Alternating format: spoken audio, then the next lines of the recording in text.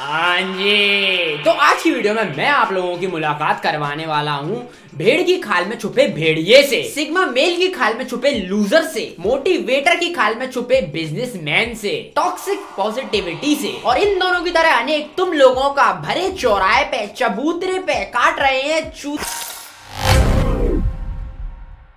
तो दारू खरीदने के लिए ठेके पे जाते हैं, बच्चे खरीदने के लिए राजस्थान में जाते हैं। हमको खरीद रही थी टॉक्सिक पॉजिटिविटी पे जानकारी, तो हम गए डॉक्टर के पास। तो डॉक्टर साहब आप बताइए आखिरकार ये टॉक्सिक पॉजिटिविटी क्या होता है? ओह, टॉक्सिक पॉजिटिविटी, वो सुनने के बाद में तो मुझे मेरी जवानी का एक किस्सा याद आता है। डॉक्टर मेरी बेगम गैयन को हैंड जॉब दे रही थी। क्या? दूध निकाल रही थी। तो तुम्हारे हाथ कैसे टूट गए? वो तो मैं जहाँ थे मैं ट्रेन की पटरी पे सो ली हूँ, तो फिर वो ट्रेन चल गई। मैं शौक हुआ अभी तुझे दिख नहीं रहा होगा, लेकिन सबसे पहले तो तू भूल जा कि आखिरकार में तेरे साथ में क्या हुआ है। तेरे हाथ चले गए, इस बात को तू बिल्कुल दिमाग से भूल जा। तू इस बात पे कॉन्सेंट्रेट कर कि तेरे पास जो बचा है वो कितनी अच्छी बात है। डॉक्टर साहब लेकिन अब मैं खेती कैसे कराऊंगा? जो होता है अच्छे के लिए होता है, भगवान ने कुछ किया है तो सोच समझ के किया होगा। तो जाको इलाज तो शुरू करो। B positive, B positive, B positive, B positive, B positive, B positive, B positive, B positive, B positive. मैयो सही बोलती थी, सरकारी अस्पताल मत चाहिए।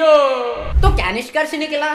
टॉक्सिक पॉजिटिविटी का मतलब है उलझुल मानसिक मैनेजमेंट, जिसके अंदर में दिमाग में से सारे नेगेटिव इमोशन जैसे कि सैडनेस, एंगर, लस्ट को कर दिया जाता है कंट्रोल शिफ्ट डिलीट। अब कोई ये नहीं बोलेगा भाई तू आखिरकार क्या चाहता है, मैं दिन भर अपना दिमाग सड़ा के बैठा रहा हूँ। जी नहीं, लेकिन जिस तरीके से कोई भी इंसान किसी भी इमोशन को फील करता है उसको वैसा फील करने का कारण है। इवन लस्ट जैसा इमोशन जिसके बहकावे में आके लोग इतने भयंकर खतरनाक घिनौने काम कर जाते हैं, उसका भी ये कारण है, रिप्रोडक्शन का कारण। अब शारीरिक संभोग के दौरान लस्ट नहीं होगा तो किसका मन करेगा? आओ मेरे मुंह पे पेशाब करके जाओ। तो शॉर्ट में बताऊं तो हर एक इमोशन उतना ही इंपॉर्टेंट है जितना ही कोई और इमोशन है, भले से वो पॉजिटिविटी हो या फिर नेगेटिविटी। लेकिन वहीं पे मोटिवेशनल स्पीकर्स बोलते हैं। तो बच्चों आज मैं देने आया हूँ आप लोगों को आपकी ड्रग का लेटेस्ट डोज, और अपनी बातों को वैलिडेट करवाने के लिए मैंने यहाँ पे अपने साथ बैठा लिया है तुम्हारा पसंदीदा यूट्यूबर को भी। वैसे तो मेरी पर्सनैलिटी बिल्कुल अलग है, लेकिन इतना पैसा खिलाया है तो शांति से बैठ जाता हूँ।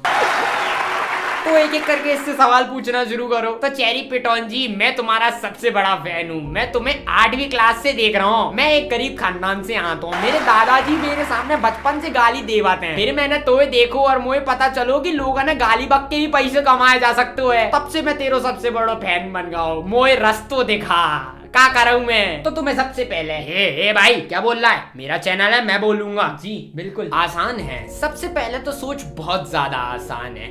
उसके बाद में अपने दादा को बेच और एडिटिंग के लिए पीसी खरीद। उसके बाद अपने बाप को बेच और फिर एक एडिटिंग कोर्स खरीद और एडिटिंग सीख। उसके बाद अपनी माँ को बेच और फिर पूरा एक सेटअप बना, लाइटिंग, कैमरा फैमरा।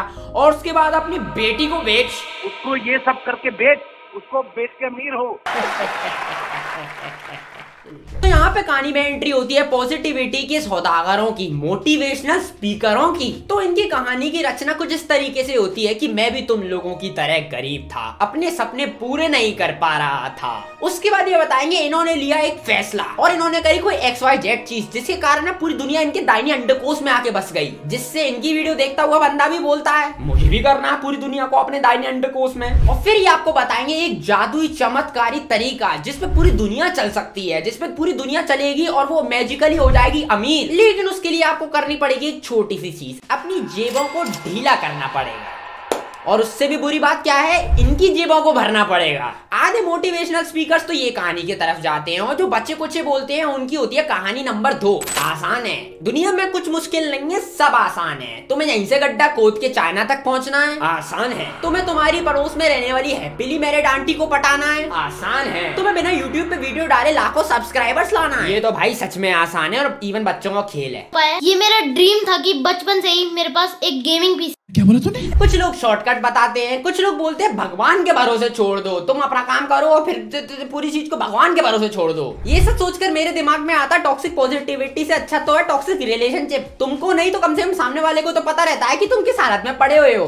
भाई तेरी बंदी मेरे बर्थडे में क्यों नहीं आने दे रही तेरे को? मैंने तो किसी लड़की को तक नहीं बुलाया यार। उसको तेरी मम्मी से दिक्कत है यार, उसको लगता है मैं तेरी मम्मी को पटा लूंगा। क्रैक व्रैक है क्या ये? नहीं यार, प्यार में ऐसा ही होता है यार, वो बहुत प्यार करती है मेरे से। वैसे मम्मी कैसी है तेरी?